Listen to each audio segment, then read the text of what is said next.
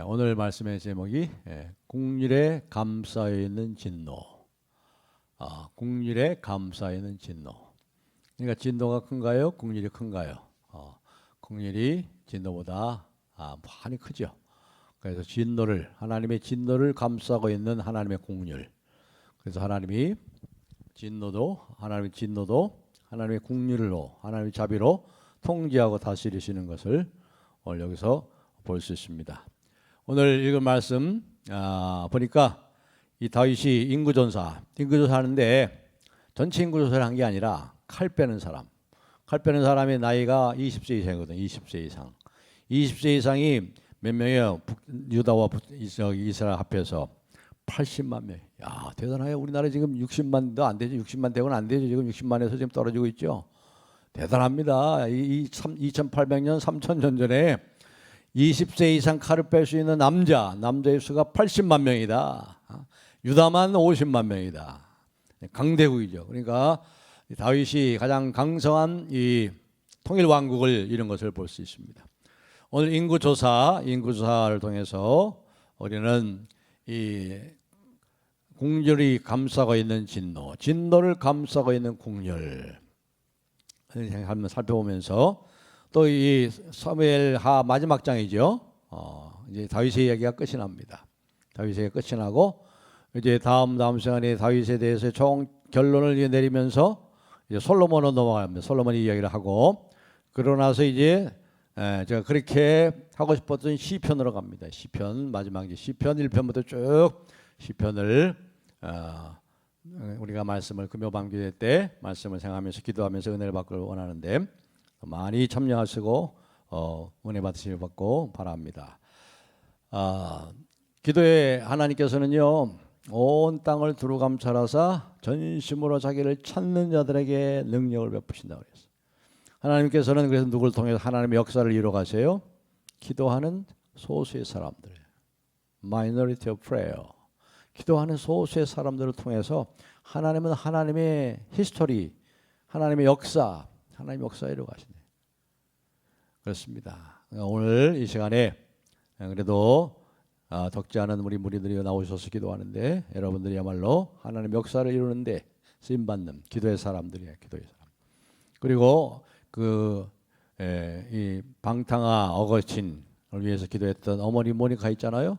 그 어머니 모니카가 그 스승되는 근데 유당 그 당시 유명한 스승 암브로시우스한테 와가지고 우리 아들 좀 살려주세요. 하도 방탕하니까. 그러니까 그 암브로시우스가 그 어거신의 어머니 모니카에게 뭐라고 그래요? 기도하는 어머니가 있는 아들은 결코 망하지 않습니다. 기도하는 여러분들이 어머니가 있는 그 아들은 결코 망하지 않아요.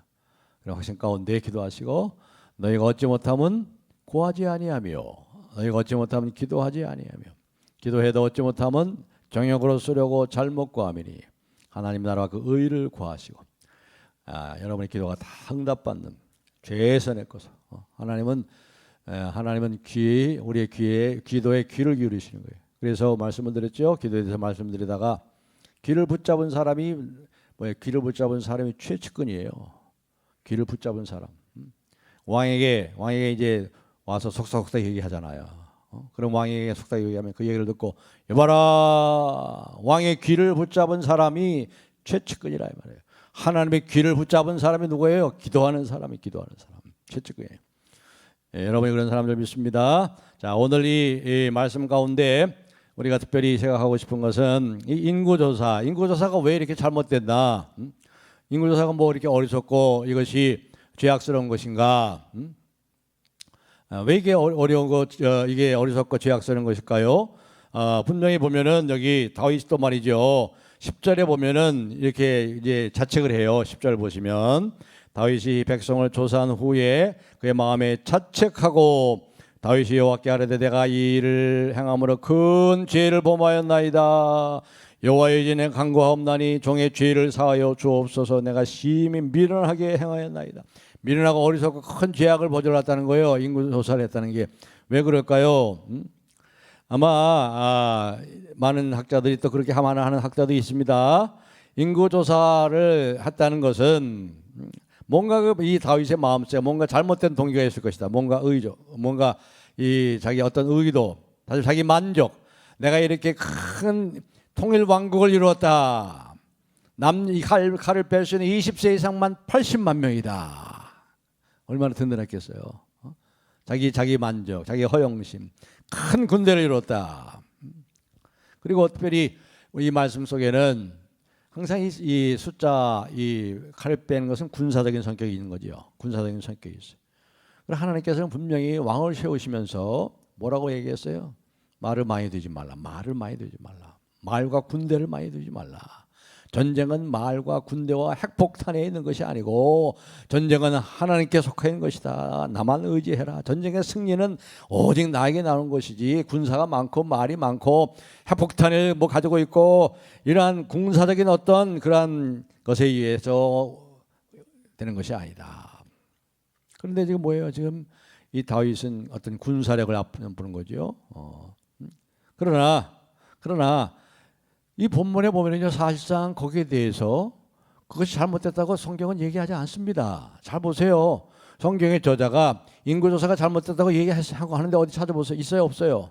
없어요. 다윗이 자책을 한 거죠. 다윗이 스스로 자책을 한 거지. 그 인구조사가 왜 잘못되었는지 이 성경의 저자는 아무 얘기도 하지 않습니다. 분명하게 밝혀지지 않습니다. 다시 말해서 우리가 그 이유를 알건 모르건 인구조사를 한 것이 왜 죄악이냐, 왜 잘못이냐, 그 이유를 알든지 모르는지 그것은 별로 중요한 것이 아니기 때문에 그래서 얘기하지 않아요. 잘못된 일일 수 있지만 그렇지 않을 수도 있다. 우리가 이유를 알 필요가 없다는 거예요. 자, 특별히 우리가 1절 안 보시면 이런 또 의문이 생기잖아요. 1절 보면은 여호와께서 다시 이스라엘 향하여 진노하사 그들을 치시려고. 이게 언제 하신 거예요? 인구조사 하기 전이잖아요. 벌써 전에 치시려고 그랬잖아요. 잘못해갖고. 그렇죠? 시가적으로 보세요. 24장 1절 여호와께서 다시 이스라엘 향하여 진노하사. 인구조사 하기 전에 이미 진노하셨어요. 이미 진노하셨다고. 그렇죠? 그들을 치시려고. 언제 치시려고 그런 거예요? 인구조사 하기 전에 치시려고 벌써 하셨단 말이죠. 그러니까 인구조사 이 자체가 이러한 진노를 일으킨 그러한 중요한 원인이 된 것이 아니다는 것을 분명히 1절에서 알 수 있어요. 이미 하나님께서는 이스라엘 향해서 진노하고 있어요. 뭔지 몰라요. 거기에 대해서 또 얘기 안 해요. 성경이 얘기하지 않은 것은 우리가 성경이 가는 데까지만 가고 성경이 말하는 데까지만 말하고 성경이 멈춘 때까지 멈춰라. 중요한 거죠. 이게 개혁자들의 성경의 해석의 중요한 원리죠. 그렇기 때문에 우리도 거기에 대해서 더 이상 이렇게 저렇게 우리가 판단할 수 없는 것입니다. 왜냐하면 본문 자체는 거기에 침묵을 지키고 있기 때문에. 그러나 분명히 하나님의 진노가 있다는 것. 그러나 그 원인에 대해서는 말하지 않고 있어요. 다시 이스라엘에게 진노하사 그들을 치시려고. 왜 진노했는지 몰라요. 왜 진노했는지. 우리는 하나님께서 때는 모든 걸 다 설명해 줘야 된다고 생각해요. 하나님 우리에게 설명하실 필요 없어요. 설명할 의무가 없습니다. 우리는 하나님이 선하시다. 하나님이 선하신 하나님 왜 이렇게 하시나. 사실 우리가 이해할 수 없는 많은 일들, 설명할 수 없는 일들, 정말 어떨 때는 하나님께 대해서 원망과 분노가 일어날 수밖에 없는 그런 일들이 얼마나 많이 일어나고 있습니까? 그러나 하나님께서 거기에 대해서 설명 안 하는 일들이 너무 많아요. 그래서 이 다윗의 아들 솔로몬 지혜자가 이 솔로몬이 이렇게 얘기하잖아요. 전도서 3장 11절 하반절에 보시면 이렇게 말씀합니다. 다 같이 한번 읽겠습니다. 11절 읽겠습니다. 시작.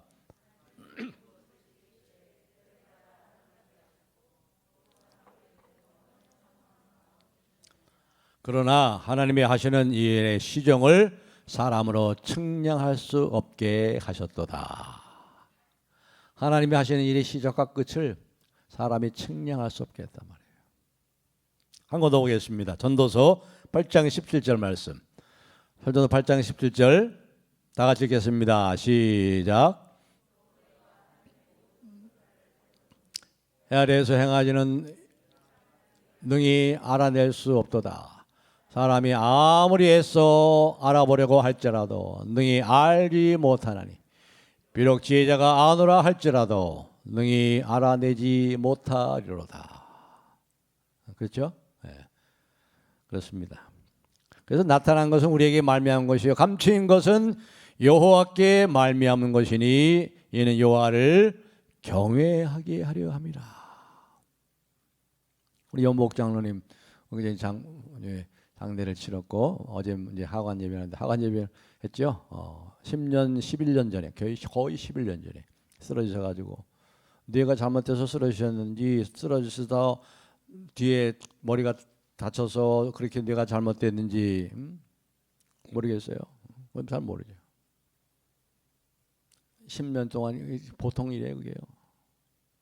제대로 걷지도 못하고 말도 제대로 못하고 또 정신도 왔다 갔다. 어떨 때는 저를 알아봤다가 또 못 알아보시고 그것도 한두 달이 아니에요. 11년 가까이. 이게 어떻게 설명하겠어요?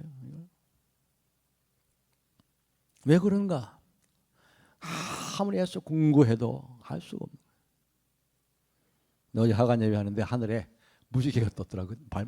어제 날 맑았잖아요.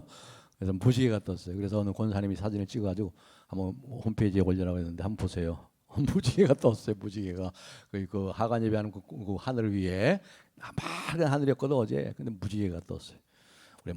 우리 장로님의 모든 눈물을 씻겨주실 겁니다. 모든 눈물을 씻겨주시고 또 최연숙 권사님의 모든 눈물을 씻겨주실 거예요. 아무튼 이 세상에 우리가 수수께 같은 불가사의 같은 일이 많이 있습니다. 전혀 납득하지 않고 할 수 없는 납득되지 않고 설명할 수 없는 도대체 하나님이 살아계시면 하나님 도대체 왜 이런가? 그렇죠? 오늘 여기도 이런 것에 대해서 하나님께서 얘기하지 않습니다. 다 말씀하지 않습니다. 꼭 하나님 투명해야 되느냐? 그렇지 않죠. 모르는 거예요. 그래서 전도서의 결국은 어떻게 끝납니까? 이 일의 결국을 다 들었으니 오직 여호와를 경외할지어다. 이것이 인간의 본분이니라.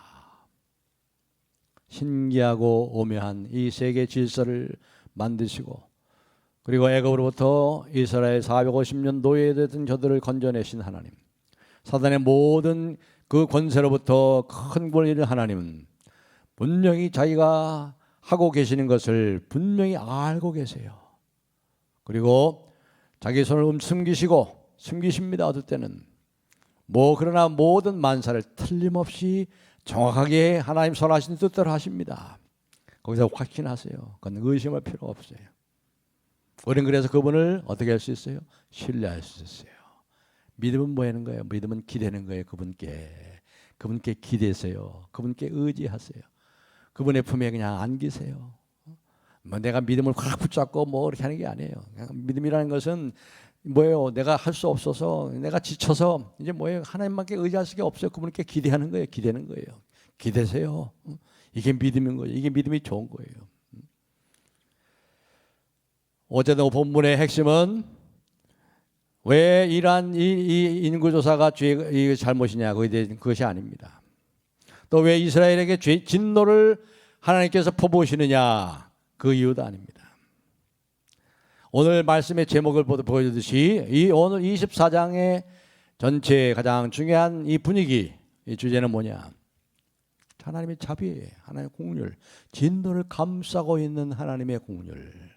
진노조차도 하나님의 공률로 감싸고 계세요. 통제하고 다스리고 계시죠. 그래서 여기 다윗은 14절에 이렇게 얘기합니다. 14절. 우리 다 같이 한번 14절을 읽겠습니다. 오늘 요절 말씀이에요. 14절 시작.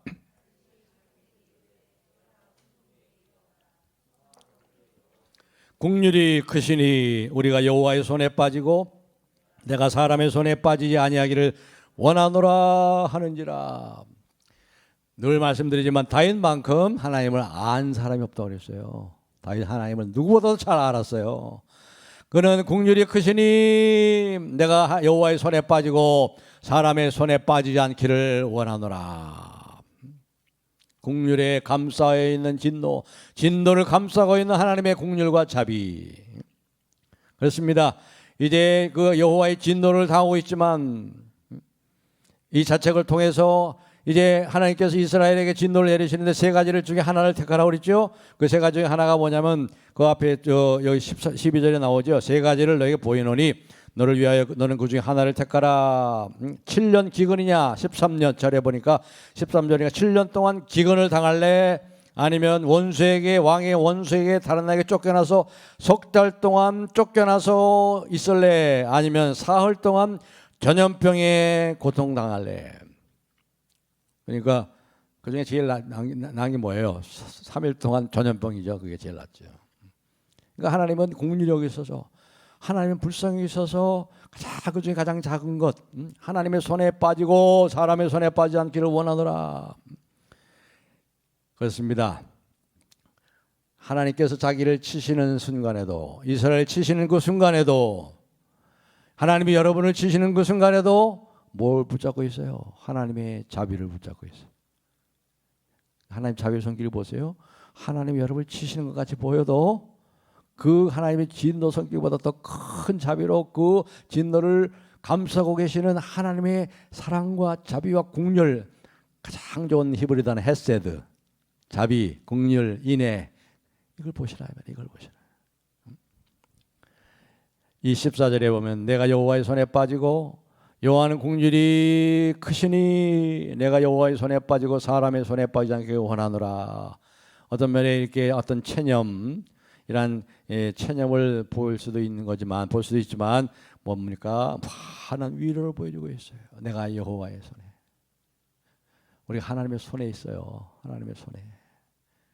어떨 땐 하나님의 손에 있다는 것이 지난번에 우리 영호 목사님 말씀하는 것처럼 어떨 때는 참 원망이 되고 불평이 되고 분노가 일어나죠. 어떻게 그럴 수 있을까?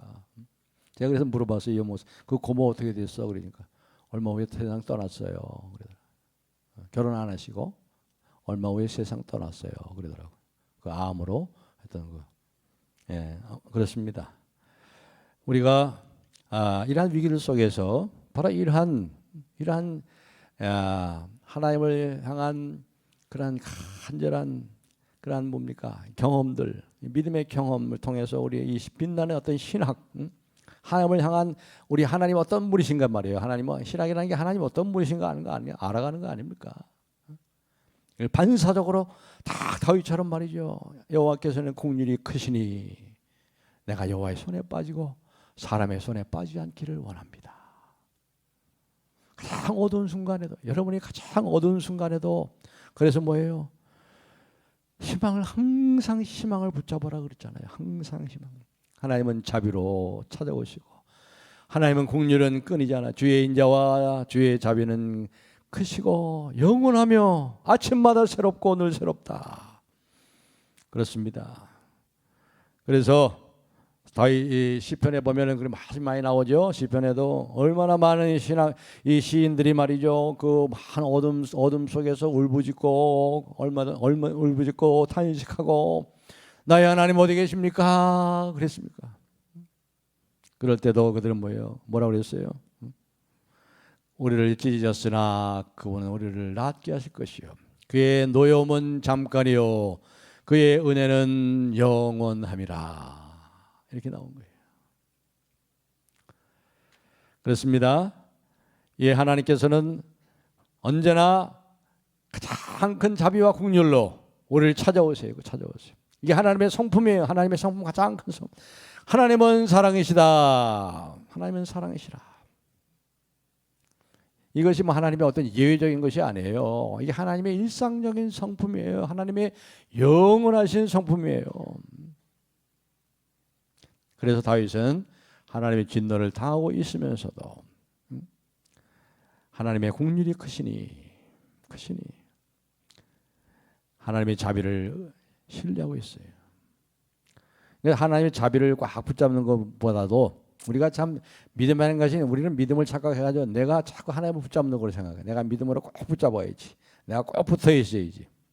우리가 얼마나 견딜 수 있겠어요, 여러분요? 여러분 믿음이 얼마나 강하면 하나님께 꼭 붙어 있겠어요? 붙잡고 있겠어요? 그렇지 못해요. 내가 하나님의 긍휼을 꽉 움켜쥐고 있다 하는 성도가 있는데 아니에요, 그건 틀렸어요.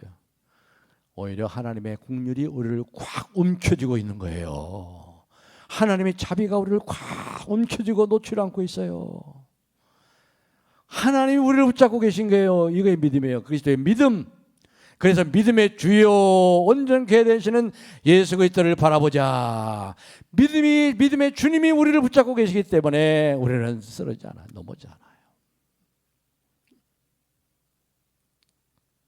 그렇습니다. 그래서 히브리서 13장 5절에 이렇게 말씀합니다. 히브리서 13장 5절 한번 다 같이 읽겠습니다. 시작.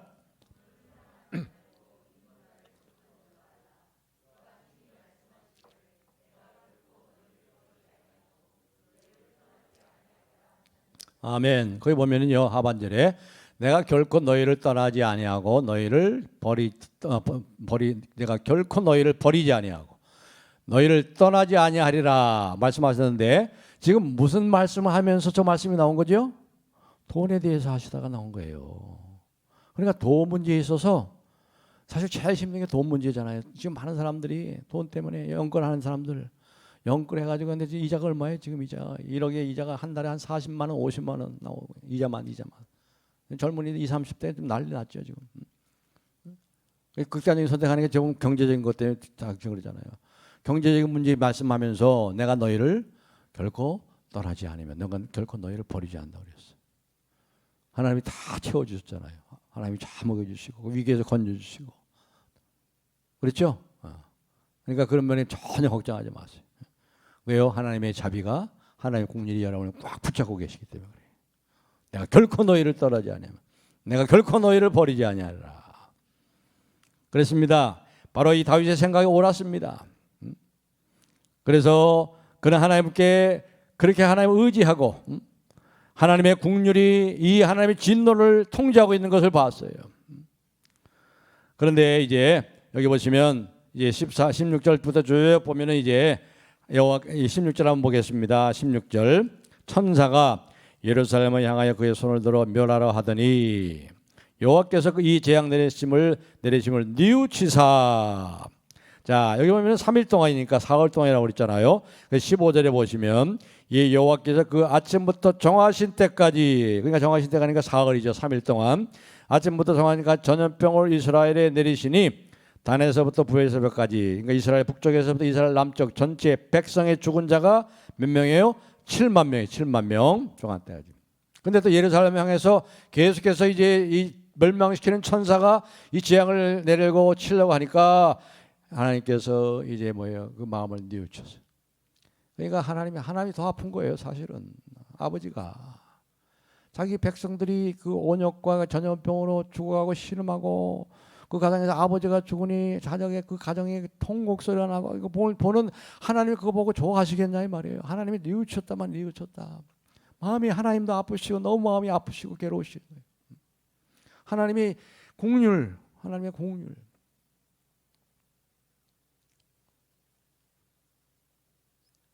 창자가 끊어지는 거죠. 상자가 끊어지는 스플랑크나라고 그랬잖아요. 국률의 헬라어는 스플랑크나. 거기서 나왔어요. 창자라는 단어가 거기서 나온 거예요. 창자가 끊어지는 아픔을 가져 누가요? 우리 하나님 아버지가 그걸 보고 그래서 뉘우쳐서 이제 조카다. 그만해라. 7만 명이 죽으니 그 가족들과 그 이스라엘 전역에 얼마나 통곡소리와 그 슬픔의 곡소리가 나겠어요.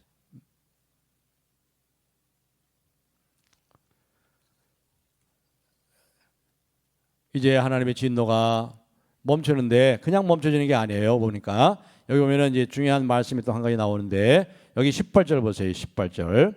이제 18절 보면은 그 앞에 17절을 제가 먼저 보겠습니다. 다윗이 백성을 치는 천사를 보고 여호와께 아뢰어 이르되 나는 범죄하였고 악을 행하였거니와 이 양무리는 무엇을 행하였나이까 청하건대 주의 손으로 나와 내 아버지의 집을 치소서 하니라. 다윗도 왕으로서 그 온 백성을 섬기고 다스리는 왕으로서 참 마음이 자기가 잘못이잖아요. 자기 잘못으로 인해서 그런 가운데 있으니까 이제 18절에 누가 주도권을 잡고 이제 일을 하시냐면 갓 선지자입니다. 이날에 갓이 다윗에게 이르러 그에게 아뢰되 올라가서 여보수 사람 아라우나의 타작마당에서 여호와를 위하여 제단을 쌓으소서. 이제 거기서 이제 이 모든 재앙이 끝나고 하나님과 화해하는 그 길을 선지자가 이 다윗에게 말하고 있어요. 선지자가 말하고 있다는 누가 하는 거예요? 누가 선지자를 통해서 말하죠? 하나님께서 친히 선지자를 통해서 다윗에게 길을 열어주잖아요. 하나님과 화해할 길을 열어주시죠. 이게 뭐예요? 번제와 화목제를 드리는 번제와 화목제, 하나님과 화해하는 그 제사를 드린다 이 말인 거예요. 그래서 그대로 이 아라우다의 그 타작마당에서 그 아라우다에게 돈을 주고 다 샀어요. 필요한 번제와 화목제에 필요한 제물과 모든 걸 사가지고 이제 거기서 화목제를 드렸습니다. 번제를 드렸습니다. 그래서 그때 어떻게 됐습니까? 25절 보니까 그곳에서 번제와 화목제를 든 그곳에서 여호와를 위하여 제단을 쌓고 번제와 화목제를 드렸더니 이에 여호와께서 그 땅을 위한 기도를 들으시매 이스라엘에게 내린 재앙이 그쳤더라. 여러분 여기 보니까 자비의 하나님께서 이제 진노를 다 끝내셨죠. 완전히 억제하셨죠. 그런데 그 방법을 제시해 준 분이 누구예요? 하나님 자신이 속죄 제사를 통해서. 자, 우리는 이 속죄 제사를 통해서 뭘 우리가 생각할 수 있어요? 뭘 생각해야 되죠? 하나님이 지금 지시하시고 하나님이 지금 제정하신 속죄의 수단이 뭐예요? 우리에게 제단이 있으니 히브리서 13장 10절 우리에게 제단이 있는데 영원한 제사장이시요 영원한 속죄의 제물이시요 화목제물이신 예수님 십자가에서 자기 몸을 찢기시고 물과 피를 다 쏟으신 그 아들 예수 그리스도 그 예수 그리스도로 인해서 이 죄가 다 속죄할 수 있는 길이 이미 다 열려졌어요. 저와 여러분의 죄는 다 속함받은 거예요. 여러분의 앞으로 지을 죄까지도. 이게 신비죠. 이게 신비. 그래서 우리가 죄를 다 속죄받았으니까 죄 져도 좋다는 게 아니죠. 그 은혜를 아는 사람들은 죄를 두려워하고 하나님을 사랑하기 때문에 달라지죠. 이 본문이 증거하는 게 뭐예요? 하나님은 그런 하나님이시라는 거예요. 우리 앞서서 모든 걸 다 예비했어요. 다 말씀하세요. 다 준비해 주세요. 죄를 사는 모든 것들 이미 하나님이 그리스도 안에서 다 하셨어요. 다 하셨어요. 우리가 하는 건 아무것도 없어요. 하나님의 은혜예요. 하나님의 은혜가 모든 진노를 다 감싸고 있고 하나님과 우리가 화해를 시키는 모든 일들을 일어나고 있어요. 아라나우의 은하의 타작마당이 우리에게서 멀지 않아요. 십자가의 골고다가 가깝습니다. 그것이 골고다가 가까워요. 심판의 어둠으로 가득 쌓여있죠. 온 세상이 예수님이 심판을 당할 때 우리 대신 심판당할 때 온 세상이 뭐예요? 제 3시간 동안 캄캄했다고 그랬어요. 대낮에 한낮에 난 12시인데 캄캄해졌어요. 하나님께 버림받은 아들 예수가 나의 하나님 어찌하여 나를 버리셨나이까. 버림받음으로 인해서 비명소리가 그 어둠을 가르고 있습니다. 누구의 비명입니까? 그 아들의 비명소리가. 예수님의 그 비명소리. 하나님의 손에 빠지고 사람의 손에 빠지지 않기를 원하노라. 오늘 이 말씀을 보면요. 여기 몇 장이에요? 여기 사무엘 몇 장이죠? 이게 24장 마지막 장이죠. 제가 언젠가 늘 말씀드립니다. 사건의 배열 자체가 메시지라고 그랬어요. 사건의 배열 자체가 메시지예요. 이 24장을 이 사건으로 인구조사의 이 사건으로 끝을 맺고 있다는 겁니다. 그러니까 무슨 메시지가 있어요? 이 사건의 배열 자체가 메시지라면 얼마나 죄가 많아요. 다윗이 여기 자책하잖아요. 내가 큰 죄악을 범하였습니다. 나가 죄인입니다. 그 죄인이여 허물 많은 이 다윗을 자비와 긍휼로 감싸 안으시는 하나님을 바라보라. 하나님. 여러분도 우리의 눈을 열려서 우리를 죄 많고 허물 많잖아요.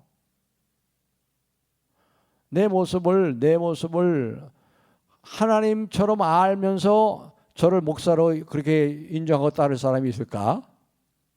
없을 것 같아요.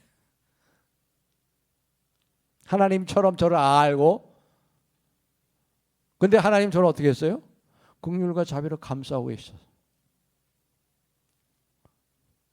그래서 목사로 세우시고 오래 참으시면서 긍휼을 베푸시고 또 고치시고 또 새롭게 하시고 은혜를 주셔서 죄 많고 허물 많은 이 다윗이 뭐 대단한 사람이 아니에요. 24장 다윗의 이야기가 이것으로 끝나는 거 보세요. 지난 23장도 마찬가지였죠. 우리아의 아내, 우리아 밧사바의 아내 우리아 있더라. 우리 23장 봤죠. 그 우리아를 사장 충성스러운 우리아를 배반하고 죽이고 했던 그 다윗을 여전히 사랑하시는 긍휼히 여기시는 하나님, 그에게 그런 동역자들 훌륭한 37명의 동역자를 주신 하나님, 똑같은 얘기죠. 하나님 어떤 분이신가? 하나님 그런 분이세요. 그래서 히브리서 4장 16절에 그러므로 긍휼하심을 얻고 때를 따라 돕는 은혜를 얻기 위하여 은혜의 보좌 앞에 담대히 나아갈지니라. 은혜의 보좌.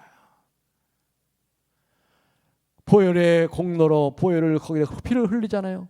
그 뚜껑 은혜, 이 뚜껑이 지성소에 언약궤에 있는 그 언약궤는 말이죠. 지성 뚜껑 아니에요, 뚜껑.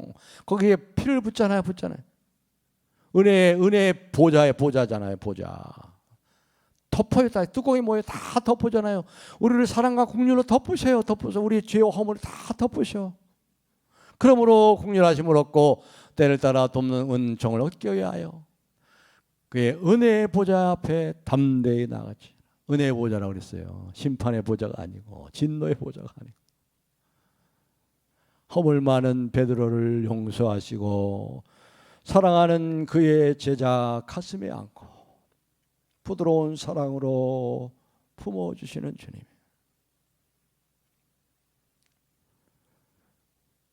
오늘도 그 사랑의 그 품에, 그 자비와 긍휼하신 주님의 품에 깊이 안기시고,